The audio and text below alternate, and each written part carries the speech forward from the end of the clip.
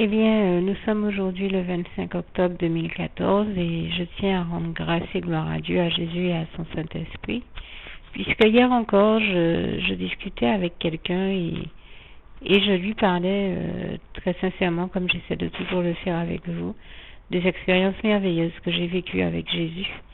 Et je lui disais comment certaines personnes doutent de la véracité de l'existence même de Dieu, de Jésus et de son Saint-Esprit, et pourtant, je lui expliquais tout simplement ma réalité. Je lui disais que depuis que Jésus m'a glorieusement sauvé la vie, puisque nous disons, et c'est un passage de Matthieu, c'est un passage de Matthieu, nous disons que nous disions quand nous allions à l'église, Seigneur, je ne suis pas digne de te recevoir, mais dis seulement une parole et je suis guéri. Et je lui disais comment Jésus-Christ, en disant un verset de la Bible, avec un simple verset de la Bible, m'a non seulement guéri, mais il m'a glorieusement et puissamment sauvé la vie, et toute la gloire en revient encore une fois à Dieu, à Jésus et à son Saint-Esprit.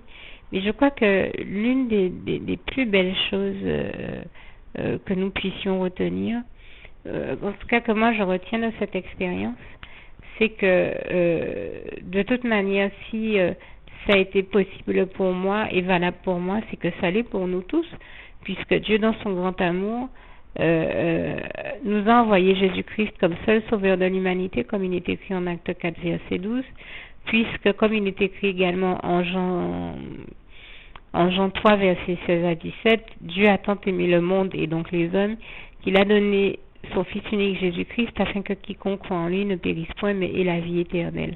Or, la vie éternelle, c'est qu'ils te connaissent, toi, éternel, notre merveilleux Dieu d'amour, toi, Seigneur Jésus, toi, Saint-Esprit, et toi, éternel, mon Dieu, le seul Dieu vivant, toi, éternel des armées, le seul Dieu vivant, tout-puissant et trois fois saint, qui est au contrôle de toutes choses sur terre et dans tout l'univers, et toute la gloire t'en revient.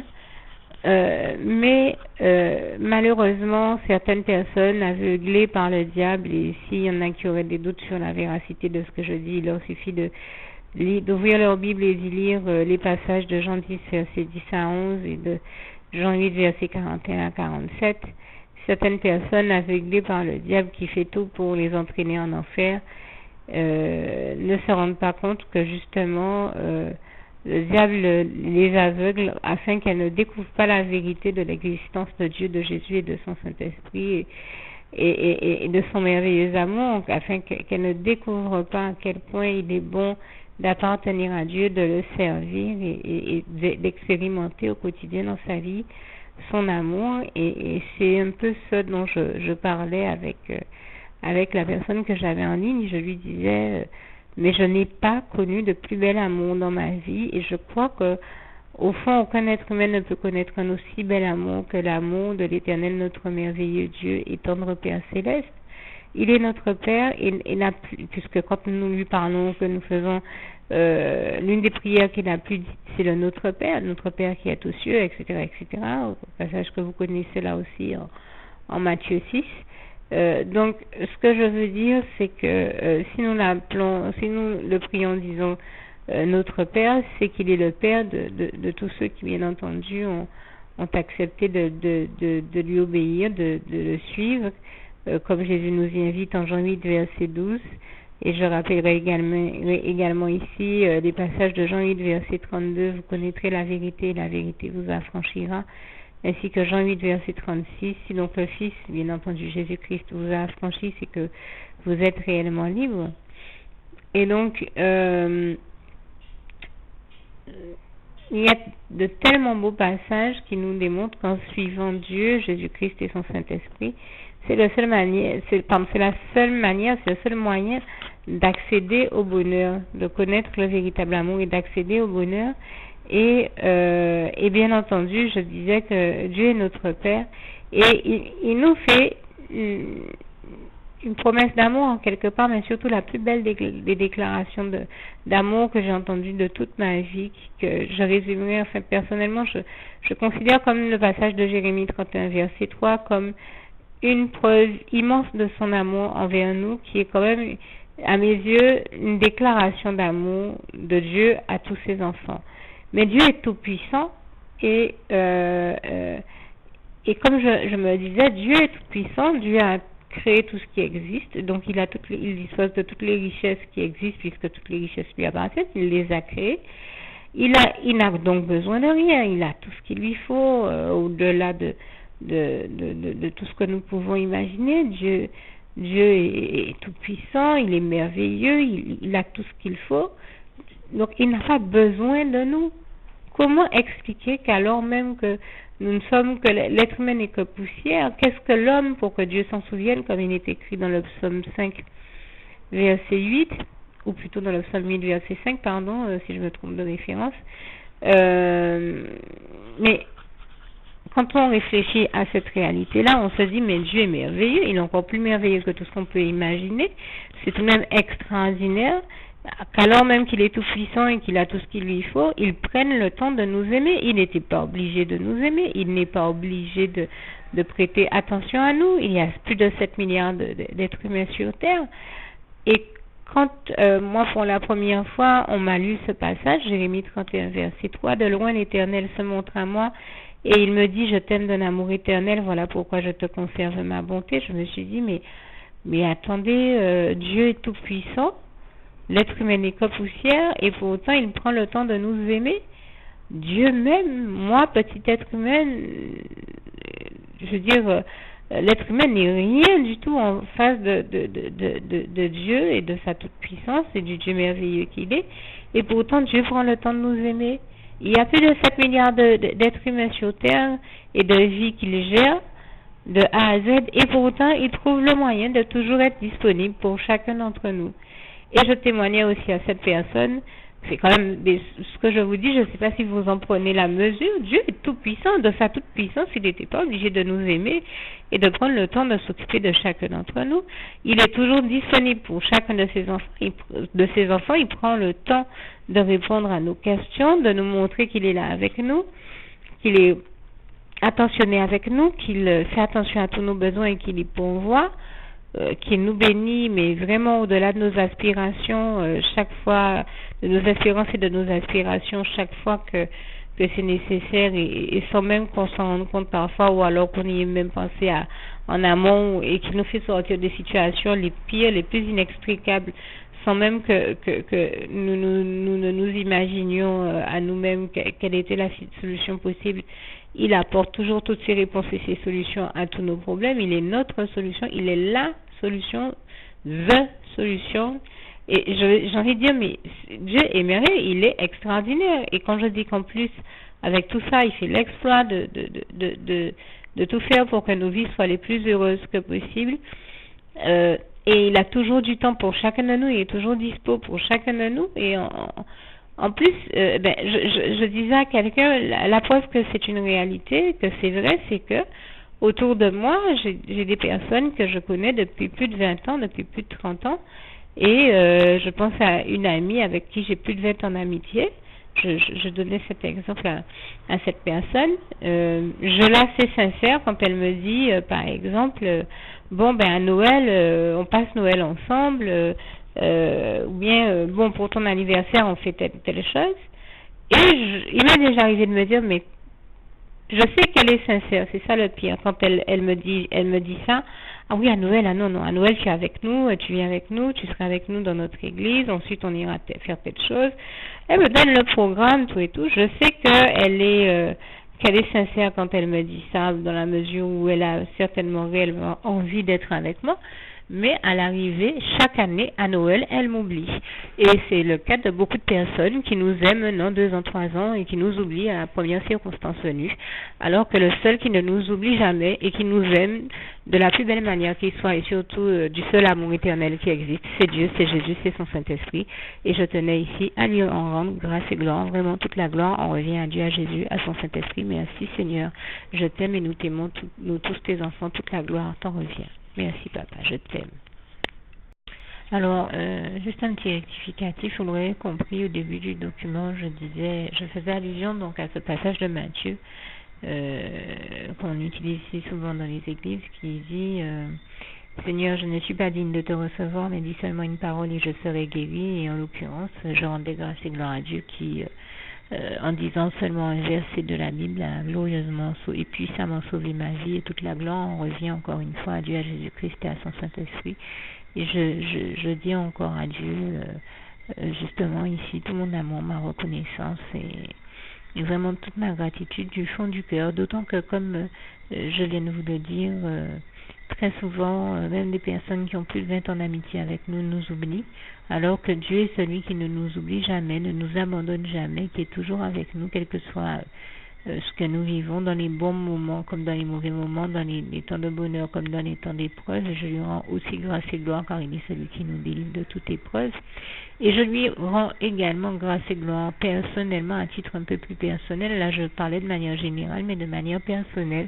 Je peux vous dire, puisque je viens de citer l'exemple de ces phases de l'année qui sont très souvent importantes pour tout un chacun, à un degré personnel justement, de ces moments de Noël ou de son anniversaire personnel, ou des fois ça peut ne pas être un anniversaire personnel, mais un anniversaire important, marquer le coup, comme par exemple l'anniversaire de la date où on s'est fait baptiser en Christ, ou certaines choses. Eh bien, je rends grâce et gloire à Dieu, à Jésus, à son Saint-Esprit, parce que j'ai toujours vu Jésus réagir.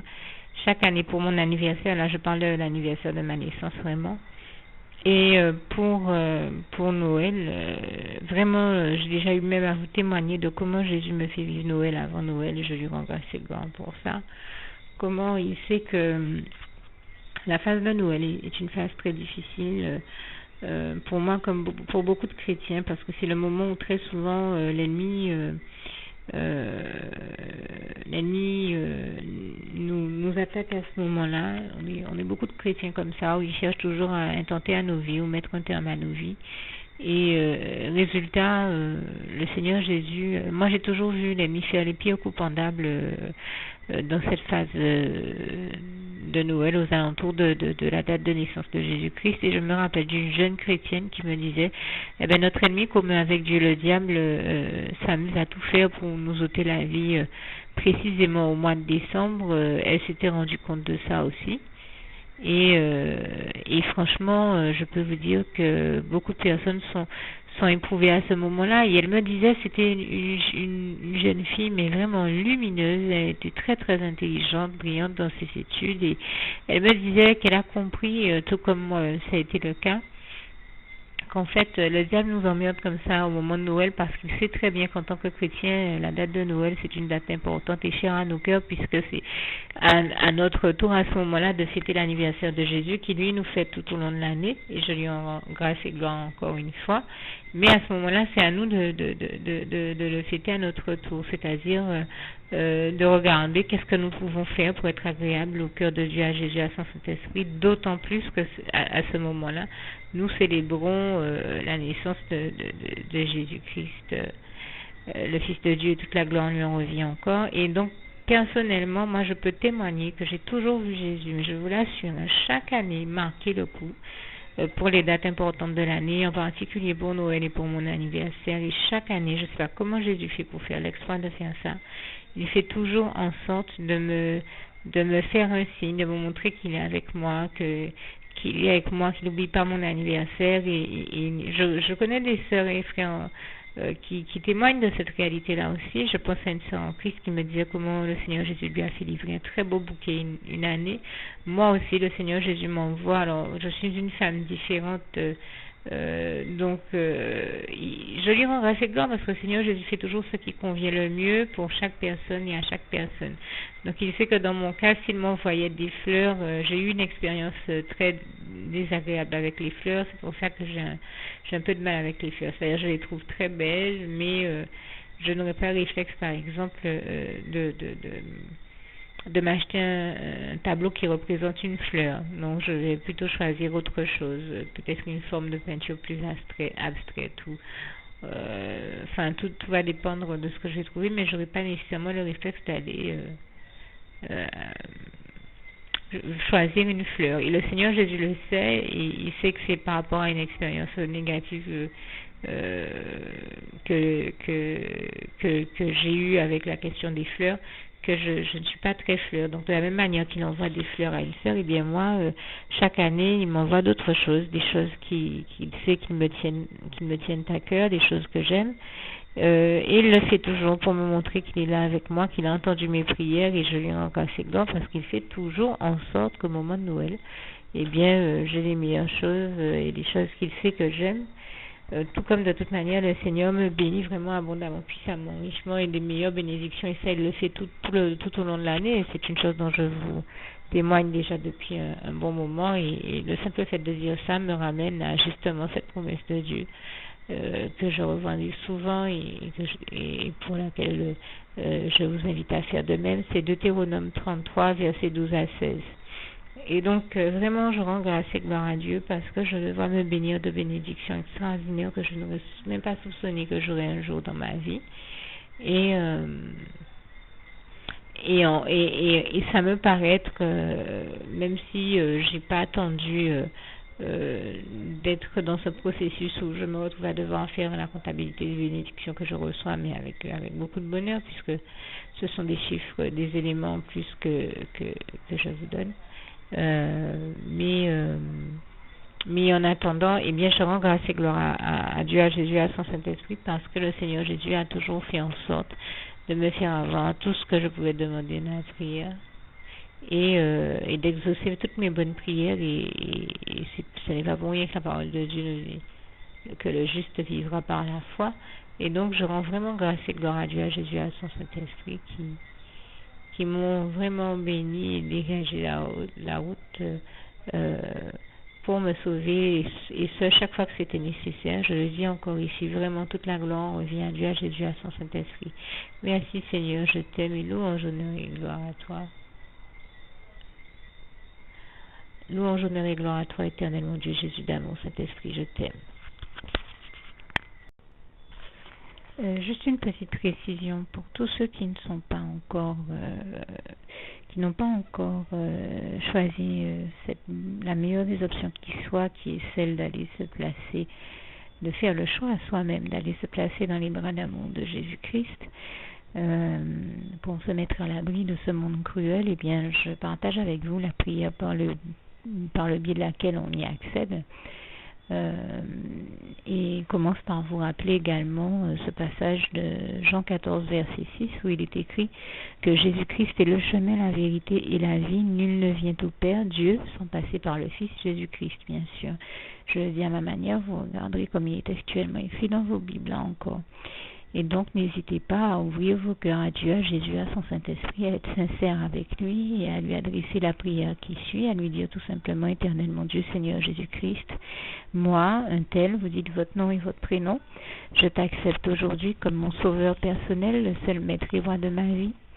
Je remets toute ma vie entre tes mains puisqu'elle t'appartient, éternel mon Dieu, puisque tu l'as créée, cette vie. Donc tu en es donc le seul maître et propriétaire comme de tout ce qui existe dans tout l'univers. Je remets donc toute ma vie entre tes mains, je te la donne. Merci, éternel mon Dieu, aussi de permettre que cette vie que tu m'as donnée continue à être à ta gloire et que je continue à te servir, à t'appartenir pour l'éternité, d'éternité en éternité. Merci aussi, Seigneur, de faire que je continue donc à te servir et à t'appartenir pour l'éternité, d'éternité en éternité. Et aussi, Seigneur, de m'accorder la grâce de ton pardon et de ta miséricorde pour tous les péchés que j'ai commis tout au long de ma vie, jusqu'à la date d'aujourd'hui incluse. Et c'est au nom puissant du Seigneur Jésus-Christ que j'ai fait cette prière. Et à vous tous qui avez fait cette prière, je vous dis que Dieu vous bénisse abondamment, puissamment, richement. Et surtout, n'hésitez pas à la partager avec tous vos proches et contacts, amis, membres de vos familles, collègues, bien-aimés, tous ceux que vous aimez. Et surtout tous ceux à qui Dieu vous mettra à cœur, avec qui Dieu vous mettra à cœur de la partager.